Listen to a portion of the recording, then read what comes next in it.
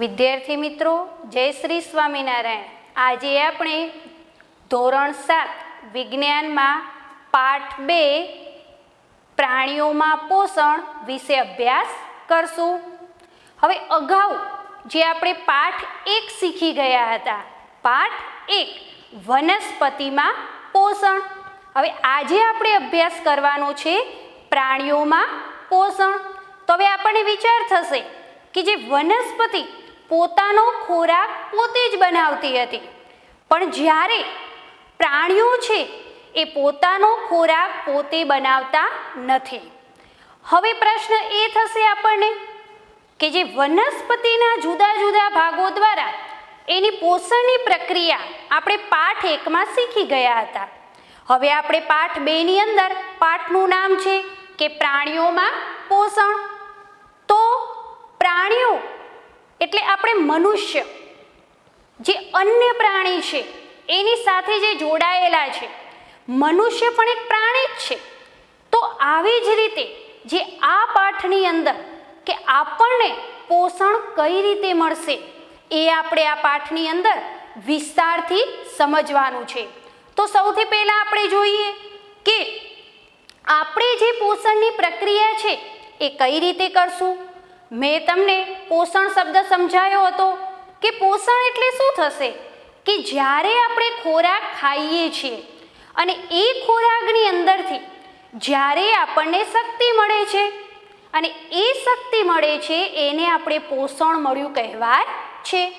હવે એ જ રીતે જો આપણે આગળ જોઈએ તો જે મનુષ્ય છે, અન્ય પ્રાણીઓ છે, એ વનસ્પતિની જેમ પોતાનો ખોરાક પોતે બનાવતા નથી.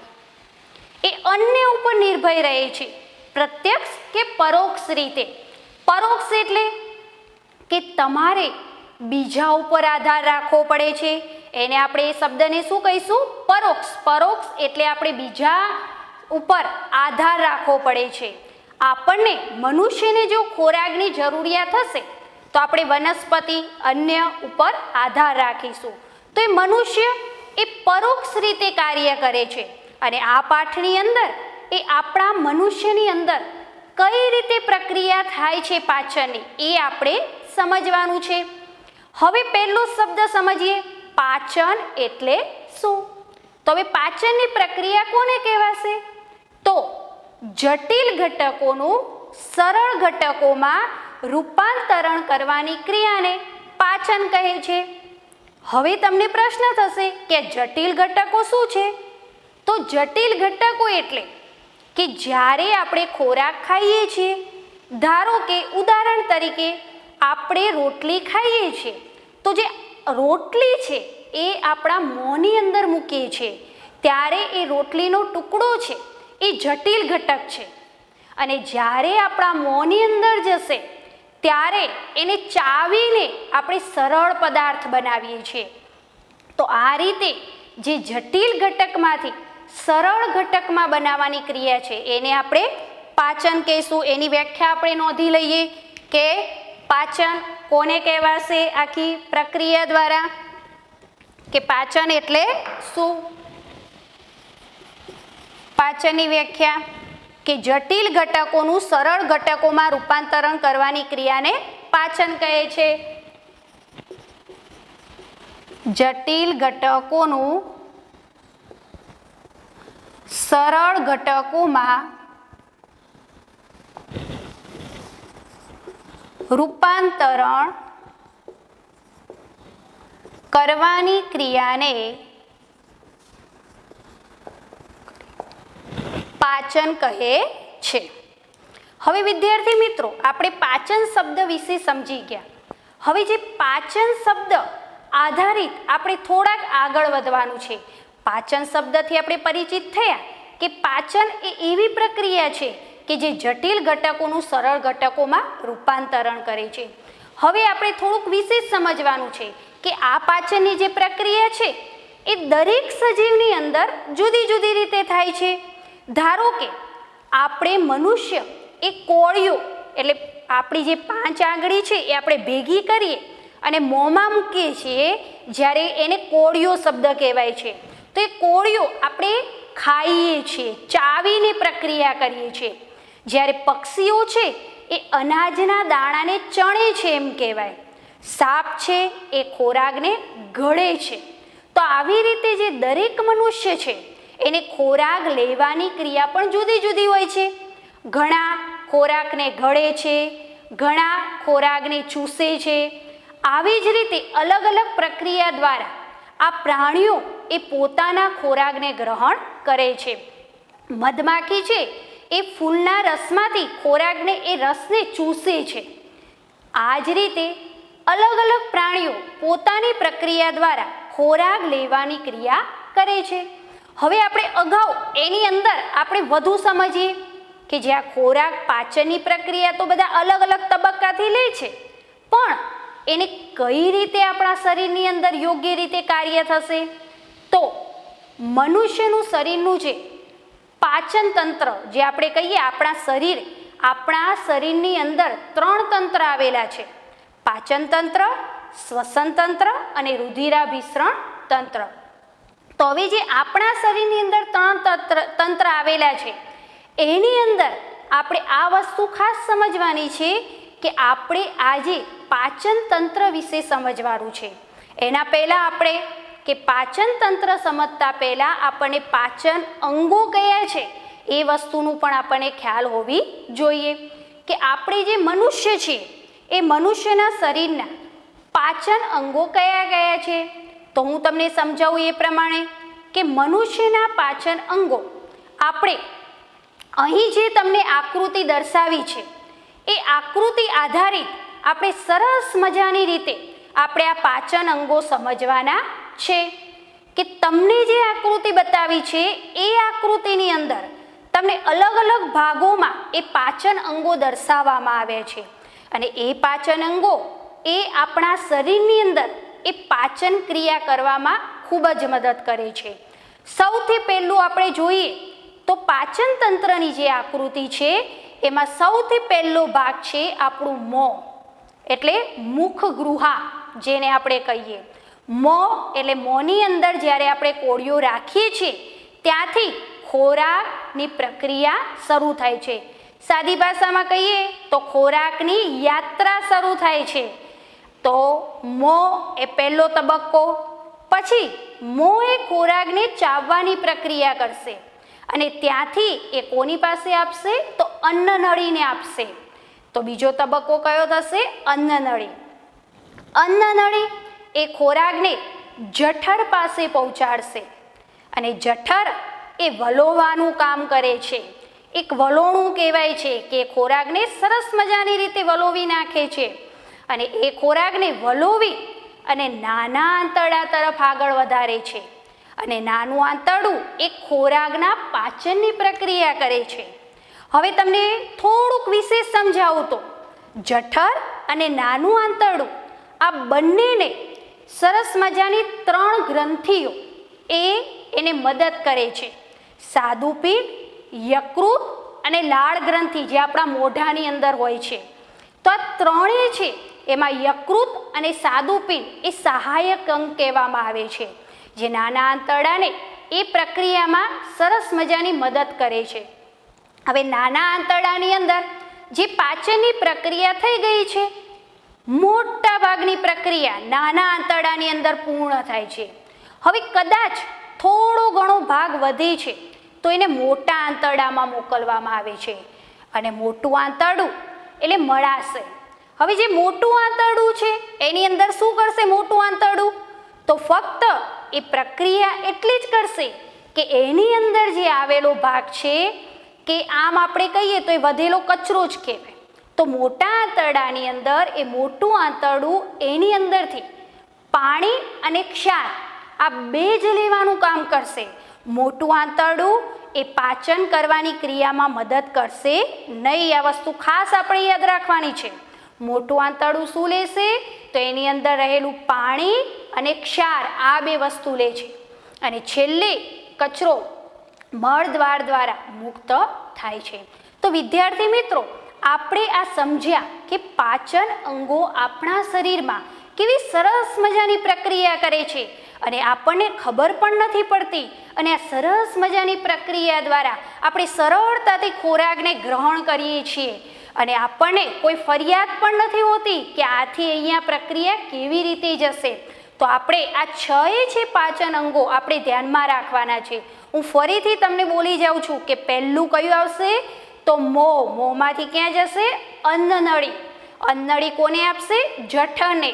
જઠર નાના આંતરડાને, નાનું આંતરડું મોટા આંતરડાને જે આપણે મળાશય અને છેલ્લે મળ દ્વાર. હવે આ આકૃતિમાં સરસ મજાની તમે સમજૂતી દ્વારા સમજી ગયા.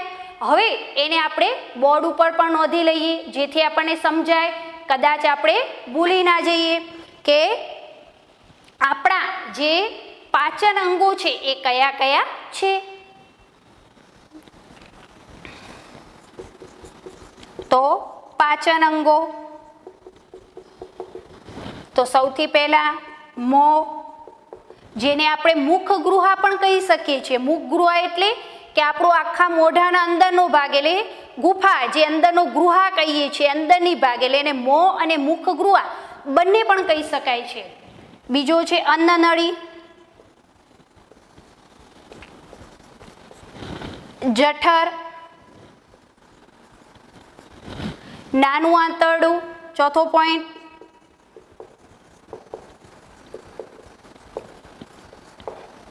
પાંચમો મોટું આંતરડું,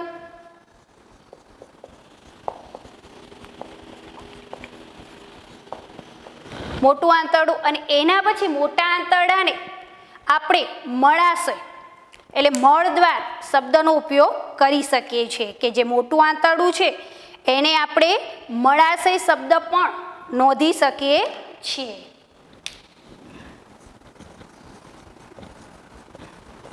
અને છેલ્લે છઠ્ઠો છે એને આપણે મળ દ્વાર તરીકે.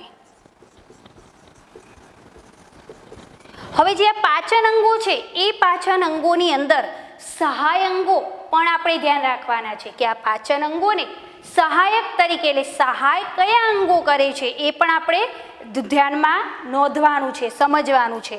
તો આપણે લખીએ છીએ કે પાચન અંગોને સહાયક અંગો, કે કોણ એને સહાય કરે છે? અને એ સહાય એ જઠર અને નાના આંતરડાની વચ્ચે આ 3 ગ્રંથિઓ એ સરસ મજાની પ્રક્રિયા કરે છે. એમાં યકૃત અને સ્વાદુપિંડ એ મેઇન ગણાય છે સહાયક અંગમાં, કે યકૃત અને સ્વાદુપિંડ. આ સમજીએ કે આને આપણે ગ્રંથિ તરીકે ઓળખવાની છે, પણ જે એ સહાયક તરીકે ભૂમિકા ભજવે છે, સહાય કરે છે પાચનની ક્રિયાની અંદર. હવે વિદ્યાર્થી મિત્રો, આપણે સરસ મજાની આખી પ્રક્રિયા શીખ્યા કે સૌથી પહેલા શું જોયું તો પાચનની વ્યાખ્યા જોઈ. પાચનની વ્યાખ્યા પછી આકૃતિ ઉપરથી આપણે શું સમજ્યા તો પાચન અંગો સમજ્યા. હવે જે પાચન અંગો છે એ આપણે બધાએ ધ્યાનથી યાદ રાખવાના છે. એનો ક્રમ તૂટવો જોઈએ નહીં, કારણ કે જો એનો ક્રમ તૂટી ગયો તો આપણે યોગ્ય રીતે એની એ પ્રક્રિયા થશે નહીં. એટલે આપણે જે આ વસ્તુ છે એ ખાસ ક્રમમાં જ યાદ રાખવાની છે અને એને ગોખવાની કોઈ જરૂર નથી કે આપણે ક્રમશઃ આપણા શરીરની રચના આધારિત એને આગળ વધારવાની છે. હવે જે આપણે પ્રક્રિયા જોઈ એની અંદર આપણે સમજવાનું છે કે પાચન અંગોને સહાયક અંગો આપણે સમજી ગયા. એના પછી પાચન તંત્ર કઈ રીતે બનશે? તો જ્યારે આ પાચન અંગો ભેગા થઈ અને જે પ્રક્રિયા કરશે ત્યારે શેની રચના થશે? એક તંત્રની, જેને આપણે પાચન તંત્ર કહીએ છીએ. આપણે અગાઉના ધોરણમાં શીખી ગયા હતા સજીવનો પાયાનો એકમ કોષ છે, કે સજીવનો પાયાનો એકમ કોષ છે. તો કોષ જ્યારે ભેગા મળે છે ત્યારે પેશી બને છે, અને પેશી જ્યારે ભેગી મળે છે ત્યારે તંત્રની રચના થાય છે. અને જ્યારે આ બધા જ તંત્ર ભેગા મળશે ત્યારે આપણા મનુષ્ય એટલે આપણે મનુષ્યના શરીરની રચના થશે.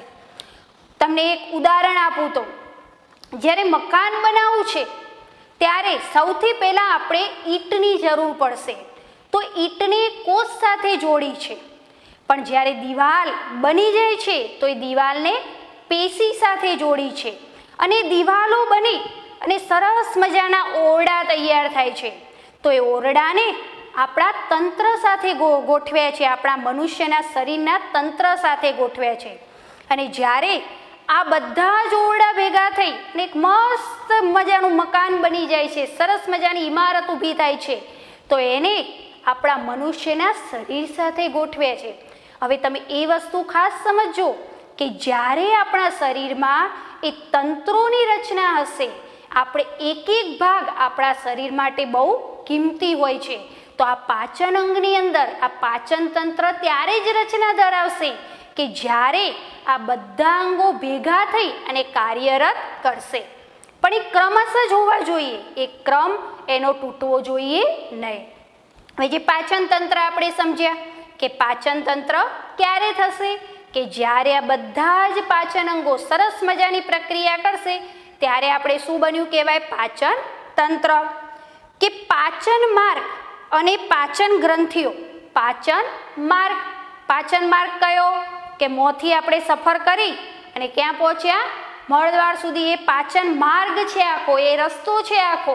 તો પાચન માર્ગ અને સહાયક ગ્રંથિ એટલે સહાયક અંગો આ જે ભેગા મળી અને જે આખી સરસ મજાની પાચનની ક્રિયા કરે છે ત્યારે પાચન તંત્રની રચના થાય છે. હવે આ તો આપણે છૂટા છૂટા ટોપિક સમજ્યા. હવે આપણે આ પાઠની અંદર એક એક પોઈન્ટ વિસ્તારથી સમજવાનો છે. આપણે જે સમજ્યા એ પાચન અંગો આટલા છે એટલું ક્લિયર આપણે થયું. પણ હવે આપણે એ જોવાનું છે કે દરેક ભાગ એ આપણને કેટલો સહાય કરે છે અને કઈ રીતે પ્રક્રિયા કરે છે. તો આપણે સૌથી પહેલા ભાગથી વિસ્તાર સમજૂતી મેળવીએ અને વિસ્તારની પ્રક્રિયાથી જો આપણે આગળ વધીએ તો સૌથી પહેલો જ પોઈન્ટ આવશે મોં. તો આ આપણે ખાસ સમજવાનું છે કે મોં એ કઈ રીતે પ્રક્રિયા કરશે, જેને આપણે મુખ ગુહા પણ કહીશું. આ જે મોં છે એને આપણે મુખ ગુહા તરીકે પણ ઓળખીએ છીએ. હવે જે આપણા શરીરની અંદરની જે રચના સમજાવવામાં આવી છે એની અંદર મનુષ્યના પાચન અંગોની સાથે સાથેની પ્રક્રિયા કે આપણે જોઈએ છીએ કે આપણા સાથે પ્રાણીઓ પણ પોતાની પ્રક્રિયા અલગ અલગ રીતે કરે છે. તમને પુસ્તકની અંદર સરસ મજાનું એક ઉદાહરણ આપ્યું છે કે તારા માછલી છે. એ તારા માછલી પણ જે પાચનની પ્રક્રિયા છે એ કેલ્શિયમ કાર્બોનેટ નામના પદાર્થ દ્વારા પોતાના ખોરાકનું પ્રક્રિયા કરે છે. તો આપણે પ્રાણીઓ પણ આ પ્રક્રિયાની અંદર જોડાયેલા છે. પોષણ કઈ રીતે મેળવે છે? તો તારા માછલી એ કેલ્શિયમ કાર્બોનેટ નામના પદાર્થ દ્વારા પોતાનું પોષણ મેળવે છે. હવે આપણે તબક્કાવાર ધીરે ધીરે આગળ વધીએ તો પહેલો જ પોઈન્ટ આપણે લઈશું કે મોં એ કઈ રીતે પ્રક્રિયા કરે છે, જેને આપણે વિસ્તારથી વ્યવસ્થિત રીતે સમજવાનું છે. હવે આપણે સમજીએ કે મોં, મેં હમણાં પહેલાં જ કીધું એમ મુખ ગુહા, કે જે પ્રક્રિયા મોંની અંદર આપણને ખબર છે કે આપણા મોઢાની અંદર દાંત છે, જીભ છે, તો આ બધા જ એ ખોરાકને સરસ મજાની પ્રક્રિયા કરવામાં મદદ કરે છે. હવે તમારા જે દાંત છે એ દાંતની પ્રક્રિયા પણ અલગ અલગ છે કે આગળના દાંત એ પ્રક્રિયા કરે છે, પાછળના દાંત, તમારી દાઢ, આ બધા જ ભેગા મળી અને અલગ અલગ રીતે વિભાજિત છે કે તમને ચીરવું છે, તોડવું છે, કોઈ વસ્તુને ચીરવી છે, શેરડીને તમે ખાવ છો તો એને ચીરવી છે તો તમારા આગળના દાંત છે એ મસ્ત મજાની ભૂમિકા ભજવે છે. તમને કોઈ વસ્તુ તોડવું છે તો તમારો વચ્ચેનો જે દાંત, જે દાઢનો ભાગ છે કહીએ છીએ, ત્યાં તમે વસ્તુ રાખો છો ત્યારે તમે તોડો છો. ચાવવાની પ્રક્રિયા પણ આ રીતે થાય છે. હવે જે દાંત છે એ આપણા તંદુરસ્ત આપણે રાખવા જોઈએ.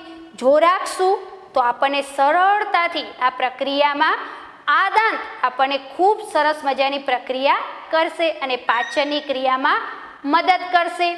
હવે જે દાંત છે એ તમારા પુસ્તકની અંદર સરસ મજાનું એ સમજાવ્યું છે કે જ્યારે આપણે નાના હોઈએ છીએ ત્યારે એને દૂધિયા દાંત કહેવાય છે. કે જ્યારે આપણે જન્મ સમયના દાંત છે, એ જન્મ સમયના જે દાંત છે એ તમારા એ અમુક સમય કે 6 થી 8 વર્ષની જે ઉંમર છે એ ઉંમરની અંદર ધીરે ધીરે એ પ્રક્રિયા કરતાં એ દાંત ધીરે ધીરે મોટા થાવ છો, એ દૂધિયા દાંત તમારા પડતા આવે છે. ઉગવાની જે પ્રક્રિયા થાય પછી તમારા દૂધિયા દાંત છે એ ધીરે ધીરે પડતા આવશે. અને દૂધિયા દાંત જ્યારે બધા પડી જાય છે અને જે નવા દાંત આવે છે એ દાંત એ કાયમી માટે હોય છે. કદાચ કોઈક વખત એવું પણ થશે કે દાંત છે એ સડાના કારણે કાં તો કોઈ ગળો પદાર્થ વધારે પડતું ખાવાના કારણે એ દાંત તૂટી પણ જશે, પણ દૂધિયા દાંત પછીની જે પ્રક્રિયા છે એ તમારા દાંત છે એ સળંગ રહેશે. હવે મોંની અંદર આપણે દાંતની ચર્ચા કરી કે દાંત આપણને કઈ રીતે ફાળો ભજવે છે, એટલે આપણા માટે દાંત પણ જરૂરી છે. દાંત જો વ્યવસ્થિત હશે તો આપણી જે ચાવવાની પ્રક્રિયા છે, મોંની અંદરની જે ચાવવાની પ્રક્રિયા છે એ ખૂબ સરળતાથી કરી શકશું. હવે મોંને બીજો કોણ ભાગ ભજવે છે મોંની અંદર? તો જીભ. તો જીભ છે એ સ્વાદ પારખવાની પ્રક્રિયા કરે છે. અને આપણને ખબર છે કે જીભ એ કેવી સરસ મજાની સ્વાદ પારખી અને આપણને ઉલ્લેખ કરાવે છે કે આ એ મીઠાઈ છે, આ પદાર્થ એ કડવો છે, આ પદાર્થ એ તીખો છે. તમારે જોવાની પણ જરૂર પડતી નથી. તો આ પારખું તમે કેવી રીતે કરો છો તમને ખબર છે? તો જીભની ઉપર રસાંકુરો આવેલા હોય છે. શું વિદ્યાર્થી મિત્રો? રસાંકુરો આવેલા હોય છે. અને આ જે રસાંકુરો છે એ રસાંકુરો જે જીભની ઉપરના ભાગમાં હોય છે એ રસાંકુરો સ્વાદ પારખવામાં તમને મદદ કરે છે. હવે જે આ રસાંકુરો આપણે સમજ્યા તો એ રસાંકુરો આધારિત જીભનો આગળનો જે ભાગ છે, સૌથી આગળનો ભાગ, એ આગળનો ભાગ આપણને ગળ્યો પદાર્થ, કેવો પદાર્થ? ગળ્યો પદાર્થ. એ આપણને સરસ મજાનો ગળ્યો પદાર્થ આપણે પારખી શકીએ છીએ. હવે જે જીભનો વચ્ચેનો ભાગ છે ત્યાં તમે ખાટો સ્વાદ, તીખો સ્વાદ એ પારખી શકો છો, પણ જીભની સૌથી પાછળનો ભાગ છે ત્યાં તમે કડવો સ્વાદ પારખી શકો છો. અને આ જ રીતે આપણા જીભની અંદર રહેલા રસાંકુરો સારામાં સારી રીતે આપણને સ્વાદ પારખવાની પ્રક્રિયામાં ખૂબ જ મદદ કરે છે. જે જીભનું આપણે આગળનું ટેરવું કહીએ છીએ એ ગળ્યો સ્વાદ પારખે છે. એના પછીનો ખારો સ્વાદ એટલે આપણે ખાટો ખારો કહી શકીએ. એના પછી છેક અંદરનો છેલ્લો ભાગ ત્યાં કડવો સ્વાદ પારખી શકાય છે. તો જીભ છે એ સ્વાદ પારખવામાં અને ખોરાકને ઓળખવામાં એ મુખની અંદર આપણને મદદ કરે છે.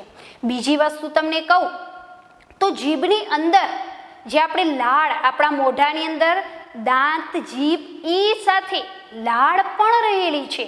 તો આ લાળ ગ્રંથિ શું કામ કરશે? તો લાળની અંદર રહેલો ટાઇલિન નામનો ઉત્સેચક, કયો વિદ્યાર્થી મિત્રો?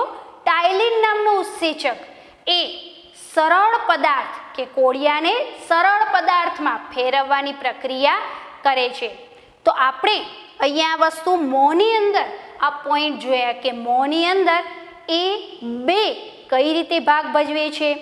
તો મોંની અંદર આપણે દાંતની પ્રક્રિયા જોઈ, દાંતની પ્રક્રિયા પછી આપણે જીભની પ્રક્રિયા જોઈ કે જીભ કઈ રીતે કાર્ય કરે છે, જીભની અંદર રહેલા રસાંકુરોની પ્રક્રિયા શું છે, અને લાળ ગ્રંથિ જે મોંની અંદર રહેલી છે એ લાળ ગ્રંથિ કઈ રીતે કાર્યરત રહે છે એ આપણે નોંધવું પડશે. તો આપણે એ વસ્તુ નોંધી લઈએ કે પાચન તંત્રની અંદર સહાયક અંગો એ બધું આપણે જોઈ લીધું. હવે જે મોં છે એ મોંની અંદર એ પ્રક્રિયા કઈ રીતે કોણ કોણ એને મદદ કરે છે? તો મેન મોંની અંદર આપણે હમણાં જ જોયું કે દાંત એને મદદ કરે છે, દાંત, જીભ અને લાળ ગ્રંથિ. આ ત્રણેય સાથે મળી અને કોળિયાને સરળ પદાર્થમાં બહુ સારી રીતે એ પાચન ક્રિયા કરવામાં મદદ કરે છે.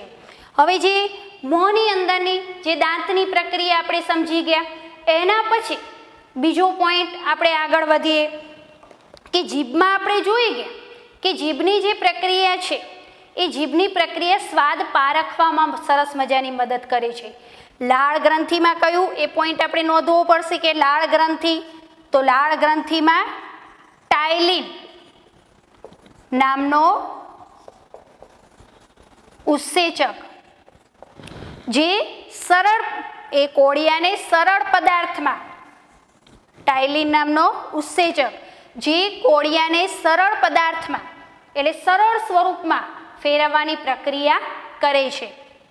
તો મોંની અંદર તમે જ્યારે કોળિયો રાખો છો એટલે ખોરાક રાખો છો ત્યારે આ બધા જ ભેગા થઈ અને કોળિયાને સરળ પદાર્થમાં બહુ જ સારી રીતે એને તૈયાર કરે છે અને અર્ધ સરસ મજાનું અન્નનળીની અંદર જઈ શકે એવું સરસ મજાની પ્રક્રિયા દ્વારા તૈયાર થાય છે. હવે બીજા પોઈન્ટ તરફ આગળ વધીએ તો મોં પછી કોણ છે?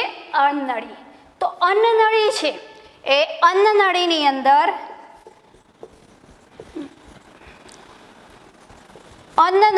અંદર કે જે પ્રક્રિયા દ્વારા કે અહીંયાથી મોંની અંદરથી જે ખોરાક છે એ મોં અન્નનળીને આપશે. તો અન્નનળી એ આપણી એવી મોટી નથી કે જેની અંદર આખે આખો ખોરાક જાય, પણ મોં એને સરળતાથી સરસ મજાના સ્વરૂપમાં આગળ વધારે છે. ત્યારે અન્નનળીમાંથી અર્ધપાચિત થયેલો ખોરાક કે જે સરસ મજાની પ્રક્રિયા દ્વારા પ્રવાહી સ્વરૂપે એ અન્નનળીમાંથી પસાર થાય છે અને અન્નનળીમાંથી ધીરે ધીરે પસાર થઈ અને એ ખોરાક જઠર પાસે પહોંચે છે અને આ જઠરની પ્રક્રિયા દ્વારા એ વલોવાની પ્રક્રિયા કરી અને ખોરાકનું સરસ મજાની પ્રક્રિયા દ્વારા આગળ વધતો જાય છે. તો વિદ્યાર્થી મિત્રો, આજે આપણે અહીં એક વસ્તુ ક્લિયર કરી કે આપણે પાચન સમજ્યા, પાચનની વ્યાખ્યા, પછી કે મનુષ્યના પાચન અંગો જોયા, એના પછી પહેલો ટોપિક શું જોયો? મોં, એના વિશે વિસ્તાર સમજ્યા, અન્નનળી વિશે સમજ્યા. હવે આજે આપણે અહીંયા સુધી આ ટોપિક પૂર્ણ કરીએ છીએ અને આગળનો જે પોઈન્ટ છે એ આપણે પછી લેશું. જય શ્રી સ્વામિનારાયણ.